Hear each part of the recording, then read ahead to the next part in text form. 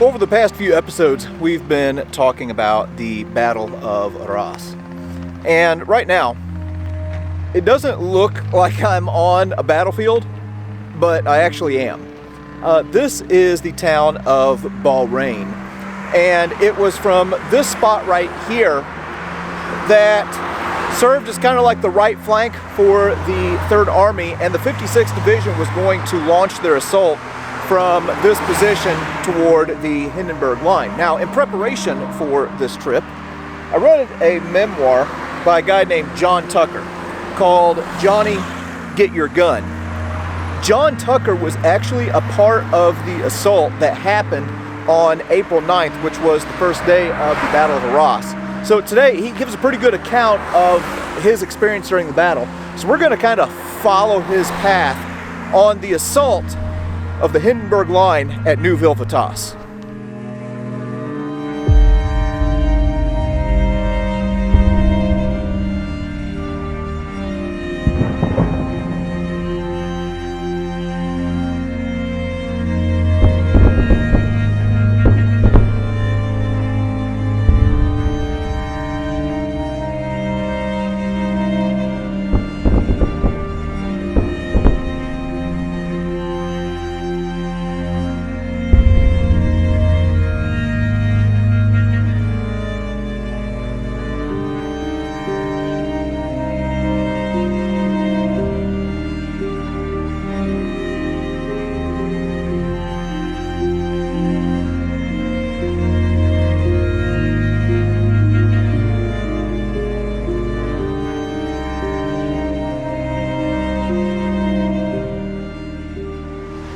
Alright, so again, we are in a bit of a suburban area here in Beaurain. We've had some urban encroachment onto the battlefield over the past few years.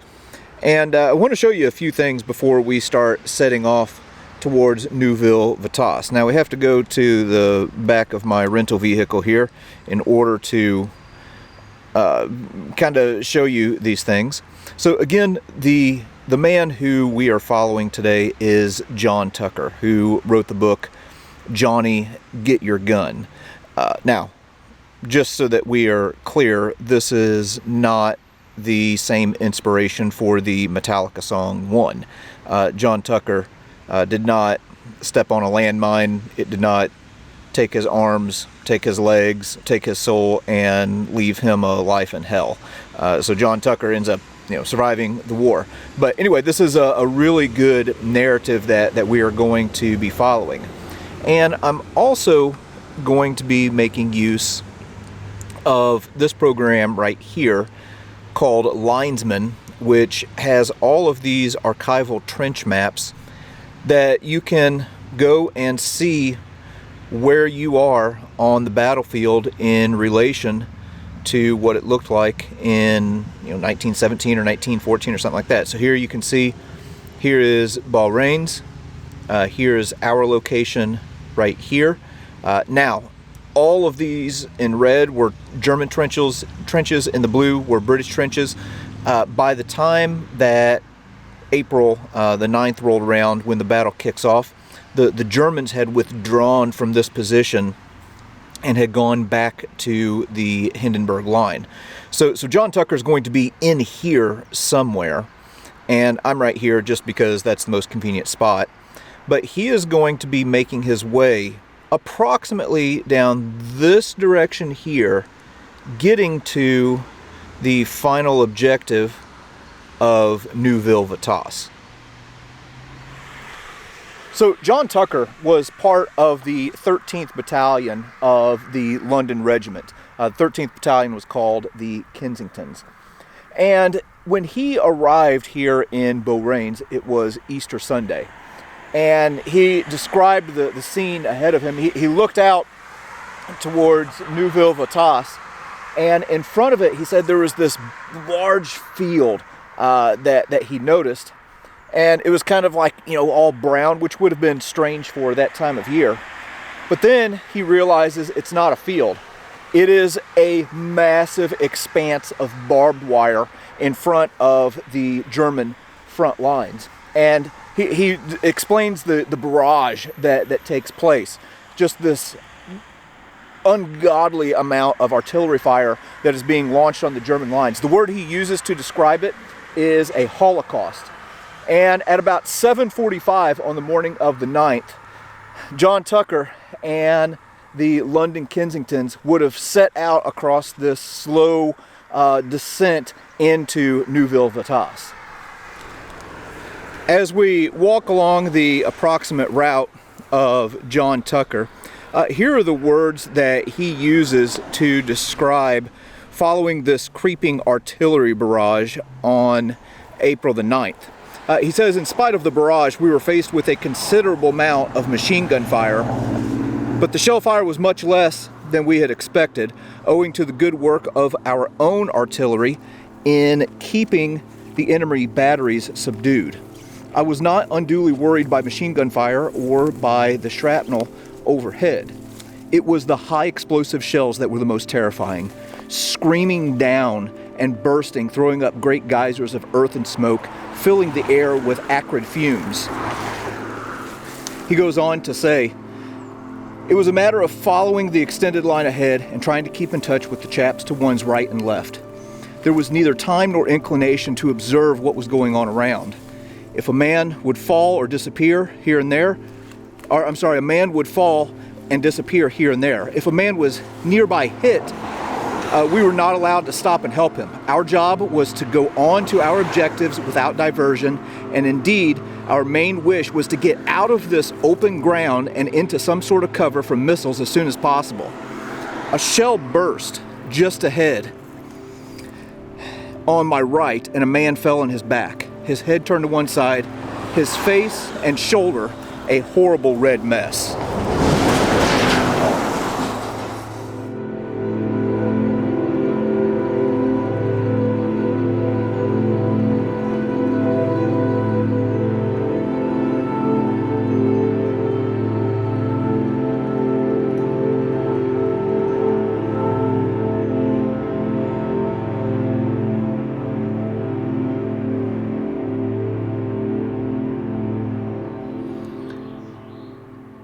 All right, taking another look at the map here, and I don't know if I mentioned this earlier, but I'm doing this from the trunk of my vehicle, otherwise you can't see because of the glare.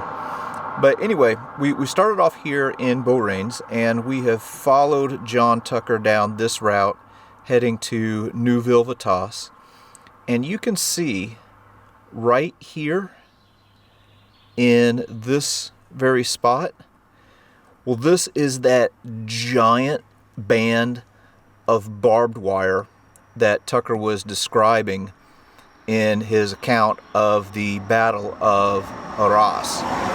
Okay, so right now we're headed in this direction, and if we look off to our left, well, you can just imagine being in the middle of this giant barbed wire field that is part of the Hindenburg line. So it would have stretched all the way across this area where we are looking. And I mentioned that John Tucker was with the London Regiment, and they hit this spot right here, which is also the location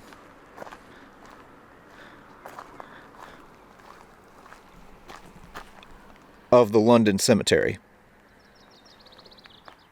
In his account of the battle, John Tucker mentions the Rangers being on their left. Well, here you can see the grave of C.W. Clark. The Rangers, they were the 12th Battalion of the London Regiment, and here you can see that C.W. Clark died on the 9th of April 1917 at the age of 36. Next to him is R.G. Tate, who was 19 years old and was with the Rangers and died on that same day with the assault on Neuville-Vitasse. And as you walk down this line, it is just one grave after another, after another, after another of these guys from the 12th Battalion of the London Regiment, and it stretches down almost to the end. There are some Scottish guys down at the end, but the vast majority of the men in this row are from the 12th Battalion of the London Regiment.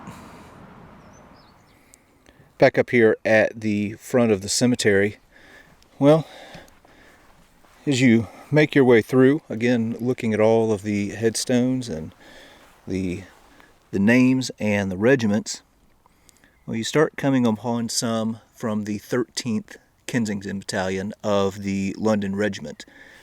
So this is the regiment that John Tucker was in. So these men who we see laid to rest here, here's another one, T. Fowl, from the 13th Kensington Battalion. These are all men who would have served in the same regiment as Tucker and would have died in this assault.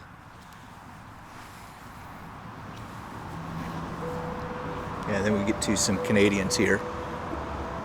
But yeah, here are some men from the Kensington Battalion.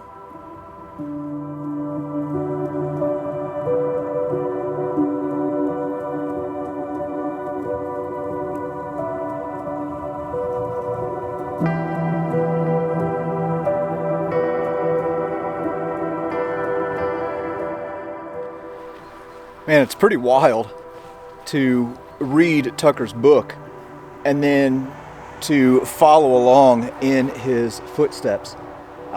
So right here, again, this is where the initial trench line was of the Hindenburg line that they would have assaulted.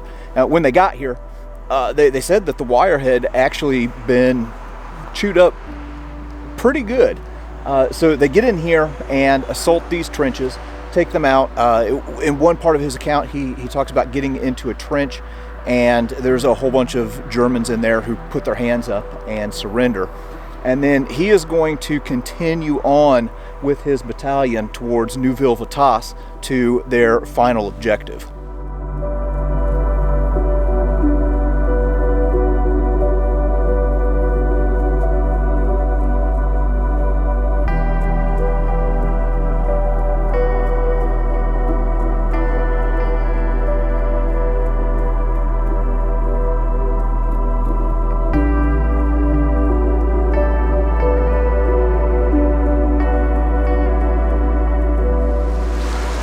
I've now moved into the town, and as you can see, the buildings here are quite nice.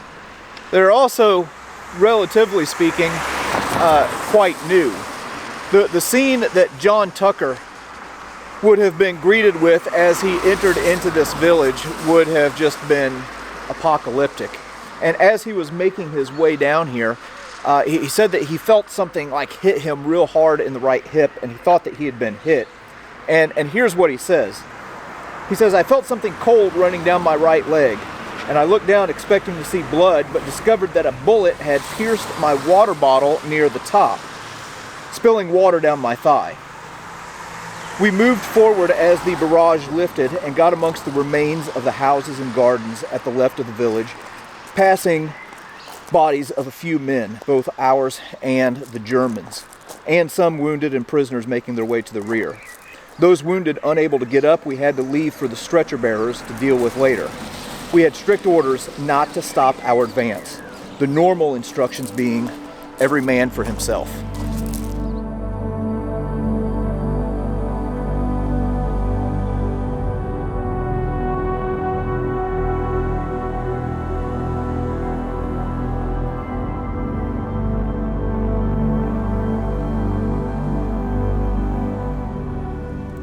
All right, we are back to our map, and here you can see the town of Neuville-Vitasse, and our location is right here. And if we zoom in, you can see that we are quite close to a German trench line that was codenamed Moss Trench. So in his writings, well, Tucker makes a reference to Moss Trench. Here is what he says.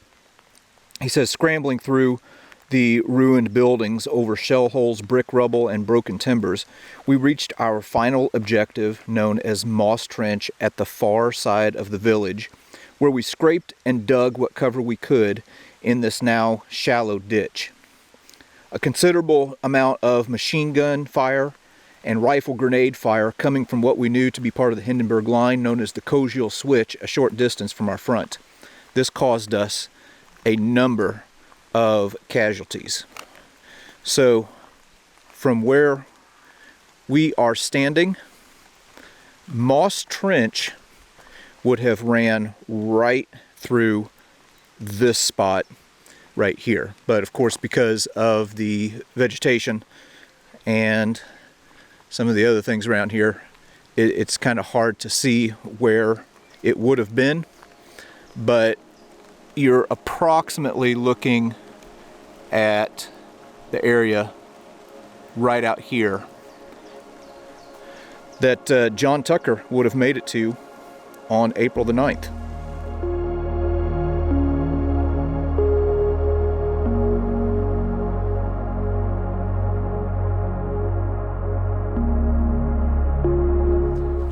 Tucker would recall that in that short distance from Beaurains, the Kensingtons lost 130 men, but they had captured 100 prisoners. He also said that they had captured 6 machine guns and 2 heavy mortars and 3 light mortars. He had some artistic skill, so he was tasked with doing a little bit of artwork on the captured mortars to send back to England to kind of show people what they had accomplished. But that was going to be it for John Tucker's ordeal on the first day of the Battle of Arras. Really cool that we could kind of walk the ground and follow in his footsteps today and learn a little bit more about the Battle of Arras through his eyes.